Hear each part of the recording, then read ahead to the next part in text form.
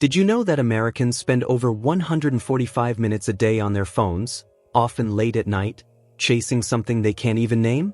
That's more than 2 hours of restless scrolling, swiping, yearning, lost in a cycle that promises everything but delivers so little. Picture it. The clock ticks past midnight, your eyes sting, but you can't put it down. Why? Ever wonder why that late-night scroll leaves you emptier than when you started?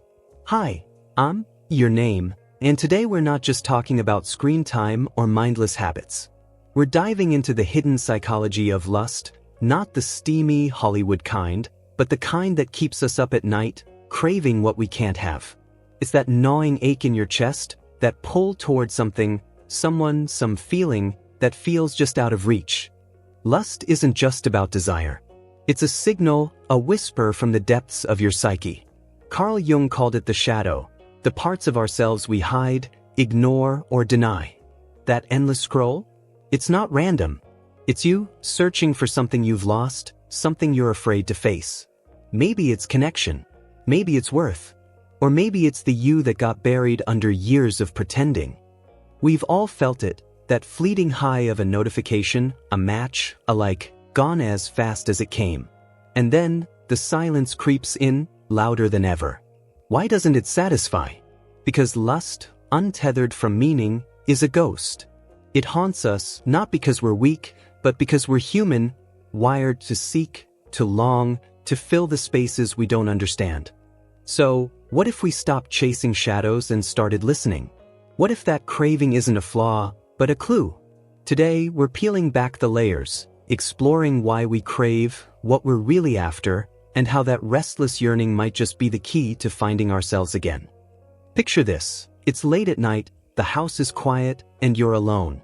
You pick up your phone, almost without thinking, and start scrolling through Instagram or swiping on Tinder. You feel it, that pull. It's a strange cocktail of excitement and ache, like a hunger you can't quite place. You're not just chasing likes or matches.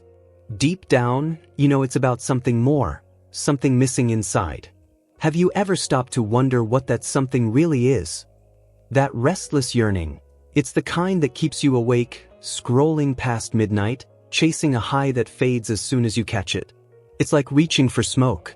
But here's the twist. What if this isn't just about desire? What if it's a clue, a symptom of something stirring beneath the surface? Carl Jung, one of the giants of psychology, saw lust as more than a physical urge. He called it a spiritual itch, a restless signal from your psyche. It's not just about wanting someone or something. It's your soul whispering about what's been left unmet. Loneliness, disconnection, a hunger for meaning that we try to fill with quick fixes. Think about it. When was the last time you felt truly connected to yourself, to others, to something bigger? In a world that keeps us busy and distracted, that disconnection festers. And lust? It steps in like a stand-in, promising to soothe the ache. But it's a mirage, a shimmering illusion that leaves us parched. Jung would say it's your shadow calling out, the part of you that holds your hidden wounds and unspoken needs. So, why do we keep chasing these fleeting highs? What are they really telling us? Today, we're diving deep into that question.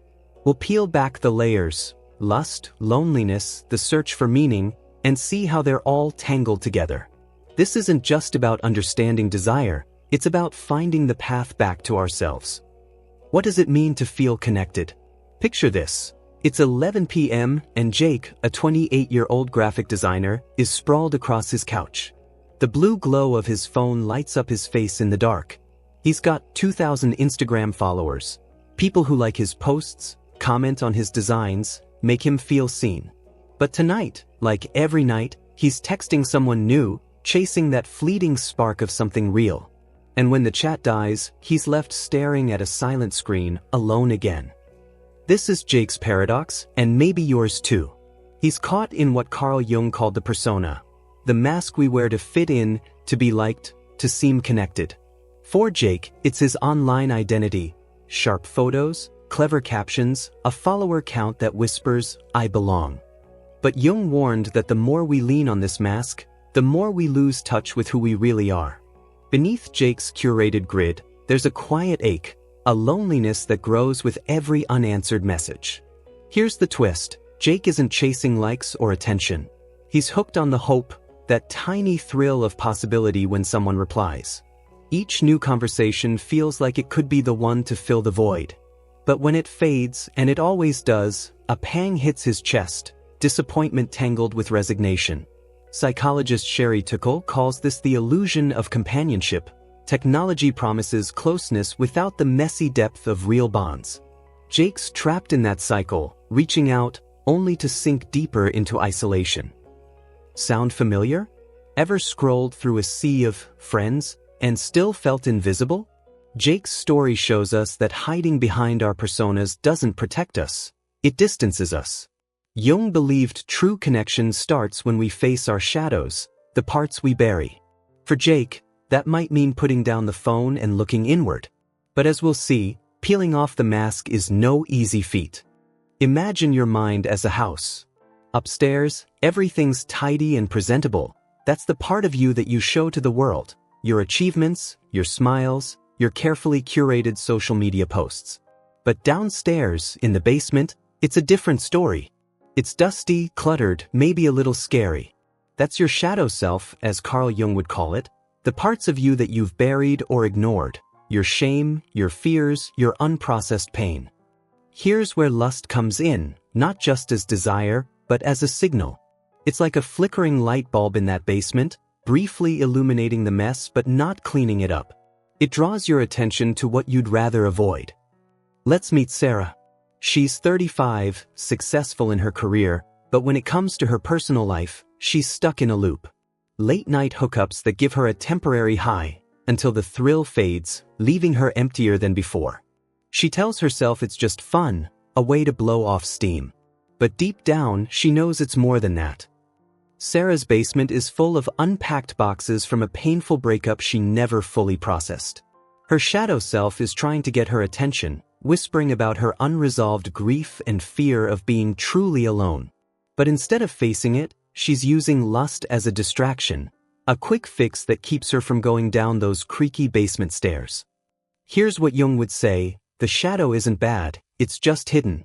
It holds the parts of us we've deemed unacceptable or too painful to face. But when we ignore it, it doesn't disappear. It finds ways to make itself known. For Sarah, it's through compulsive behavior, like those late-night encounters that feel good until they don't. Lust, in this case, isn't just about physical desire. It's a flare shot up from the basement, saying, "Hey, there's something down here you need to look at." So, what's in your basement? What parts of yourself have you tucked away, hoping they'd disappear? And what behaviors, like Sarah's hookups or maybe your own late-night scrolling, are you using to avoid facing them? Imagine this. It's a quiet Friday night, and Mike, a 40-year-old man, sits alone in his apartment. The silence presses in on him, thick and heavy. His phone, usually buzzing with notifications, lies silent on the coffee table. For years, Mike has been chasing fleeting connections, late-night flings, quick thrills, anything to escape the gnawing self-doubt that lingers just beneath the surface. But tonight, something shifts. He's hit a wall. His mind is a storm of thoughts he's avoided for too long. It's as if he's been sprinting through life, dodging shadows, only to find himself out of breath and lost. In Jungian terms, those shadows are the parts of himself he's buried. His insecurities, his fear of being unworthy, his longing to belong. Tonight, instead of reaching for his phone, Mike reaches for a pen. He opens a notebook and writes a single question: why am I running? It's a simple question, but it cuts through the noise. As he writes, the layers begin to peel back. He's not chasing sex or validation. He's chasing a feeling of belonging, of being enough. This is what Carl Jung called individuation, the journey of facing your shadow to become whole. Mike didn't try to silence his desires. He listened to them. He realized his lust wasn't about physical pleasure. It was a cry from his shadow, a plea to be seen, to be valued. But here's the hard truth: facing your shadow isn't painless. It's like shining a light into the darkest corners of your mind, where your deepest fears live.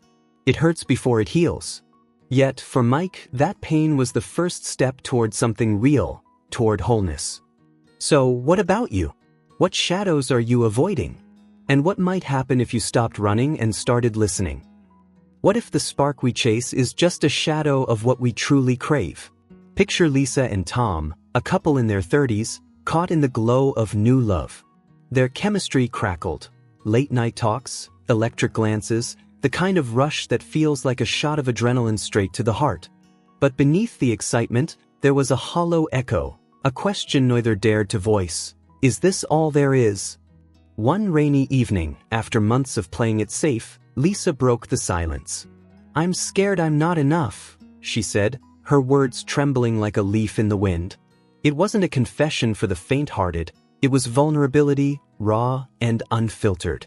She wasn't just sharing a fear, she was peeling back the mask, revealing the shadow self Carl Jung spoke of, the parts we hide, even from those we love. Tom could have flinched. He could have run. Instead, he met her in that fragile space. "I felt that too," he said, his voice steady but soft. In that exchange, something shifted. This wasn't the instant thrill of lust, it was slower, messier, like planting a seed in uncertain soil. Brené Brown calls this the birthplace of love. Vulnerability, she says, is where connection takes root, not in the polished persona we show the world, but in the cracks we dare to expose. Think of lust as a firework, bright, fleeting, gone in a flash.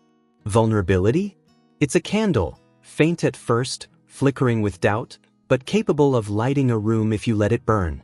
Imagine swapping the chase for a quiet moment where someone sees you, not the highlight reel, but the unedited cut. Scary, right? But Lisa and Tom found something there, a bond forged not in perfection, but in truth. So, what might happen if you stopped running from your shadows?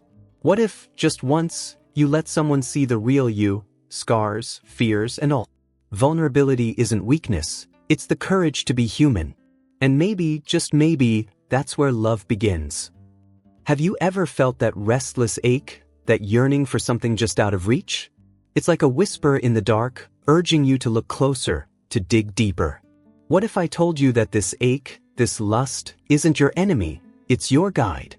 Here's the twist, lust isn't the bad guy. It's a compass, pointing straight to the parts of yourself you've ignored or forgotten. That craving you feel? It's not really for someone else, it's for you.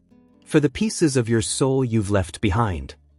Think of your life as a puzzle. Some pieces are bright and easy to place, your strengths, your achievements, the parts of you that shine. But others are hidden, tucked away under the table, gathering dust. These are your shadow pieces, as Carl Jung would call them, the fears, the shame, the longings you've buried. Lust is like a hand reaching under that table, pulling those pieces into the light. It's saying, look here, this is what you're missing. This is what will make you whole. Jung believed that true wholeness doesn't come from outrunning your shadow, it comes from integrating it. From sitting with the discomfort, the ache, and asking, what is this really about? What part of me is crying out for attention? So, the next time you feel that pull, don't scroll past it. Don't swipe it away. Instead, pause. Breathe. Let it lead you back to yourself. Because in that quiet moment of self-reflection, you might just find the missing piece, the one that makes you feel whole again. As we reach the end of this journey, let's pause to reflect on the path we've traveled together. We've seen how the illusions we chase, like Jake's carefully curated persona or Sarah's fleeting distractions, can lead us deeper into loneliness, leaving us feeling more disconnected than ever. But we've also witnessed the transformative power of vulnerability, as Lisa and Tom discovered when they dared to reveal their true selves to each other. And in Mike's story, we saw how facing our shadows, those parts of ourselves we've long avoided, can be the key to becoming whole. Through it all, one truth has emerged: lust and loneliness are not curses to be feared or flaws to be fixed. They are clues, whispers from our psyche, urging us to look deeper. Think of them as compasses, pointing us toward the parts of ourselves we've neglected or forgotten. Carl Jung spoke of the shadow, the hidden aspects of our personality that we often push away. But he also taught that true wholeness comes not from outrunning these shadows, but from embracing them, integrating them into our conscious selves. So, as we part ways, I leave you with this question: what part of yourself have you been avoiding? What shadow have you been running from? And how might facing it, truly looking it in the eye, change everything for you? What does it feel like to stand at the edge of your own depths? We've walked together through the tangled woods of lust and loneliness, those primal forces Carl Jung might call the shadows of our anima and animus, the hidden parts of ourselves that whisper truths we're afraid to hear. Maybe you felt a stir, a flicker of recognition, as we peeled back these layers. That's no small thing. It takes guts to face the psyche's undercurrents, to sit with the ache or the yearning without turning away. If this journey struck a chord, if it brushed against a wound you've carried or lit up a corner of your soul you've long ignored, I'm asking you to do something simple yet profound. Hit that like button. It's not just a tap on a screen, it's a signal, a quiet vote to amplify these conversations. You're telling YouTube to carry this exploration to others who might be wandering the same shadowed paths, searching for meaning. And if you haven't subscribed yet, join us. We're a growing circle here, bound by a shared hunger for understanding the mind's mysteries. Think of it as a collective nod to Jung's idea of the individuation process, becoming whole, together. But don't leave just yet. I want to hear your voice. Down in the comments, tell me, how has lust or loneliness carved its mark on your life? What shadow have you wrestled with, maybe even run from? Gabor Mate once said, "The wound is the place where the light enters you." Your story, raw and real, could be that light for someone else. It's not just words on a screen. It's a thread in the tapestry of our shared human struggle, a spark for someone else's breakthrough. You're not alone in this. We're all here, stumbling toward the same truths. Until next time, listen to those quiet stirrings within. They're not just echoes, they're invitations. See you soon.